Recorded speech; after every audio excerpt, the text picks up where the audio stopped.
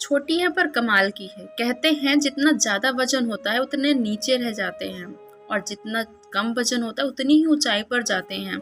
जब हम किसी बस से ट्रैवल करते हैं तो हमसे ये नहीं पूछा जाता कि हमारे कैरी बैग का वेट कितना है, और जब हम किसी ऑटो में ट्रैवल करते हैं तो भी नहीं पूछा जाता कि हमारे कैरी बैग का वेट कितना है। जब ट्रेन से सफ़र करते हैं तब भी नहीं पूछा जाता कि हमारे कैरी बैग का, जो हमने बैग लिया हुआ है, उसका वेट कितना है।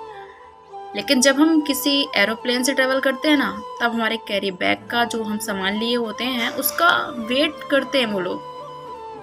तो आया समझ में? चलने के लिए कोई मैटर नहीं करता कि आपका वेट कितना है, आपके पास क्या क्या पड़ा हुआ है, लेकिन उड़ने के लिए आपके वेट का कम होना बहुत ज़्यादा ज़रूरी है। जब कोई रॉकेट लैंड करती है ना,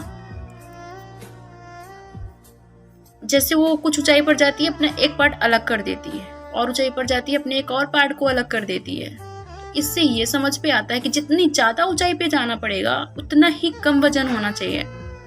तो अगर आपको सफल होना है, जितने बड़े आपके सपने हैं, उतना ही आपके पास चीज़ों का शॉर्ट चीज़ें होनी चाहिए।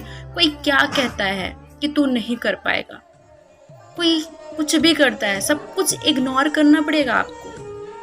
अगर आपने सोचा है कि वो मेरे लिए वो वेब सीरीज देख रहा है, वो कुछ और कर रहा है, वो उसकी गर्लफ्रेंड है, उसका बॉयफ्रेंड है, तब भी वो कर रहा है, डजेंट मैटर। आपको सब कुछ इग्नोर करना पड़ेगा अपने काम के लिए, तभी सफल हो सकते हैं आप। सच में चीज़ों को इग्नोर करना सीखिए और ज़्यादा से कम चीज़ें अपने पास रखिए, अपने काम की चीज़ें रखिए और आगे बढ़िए।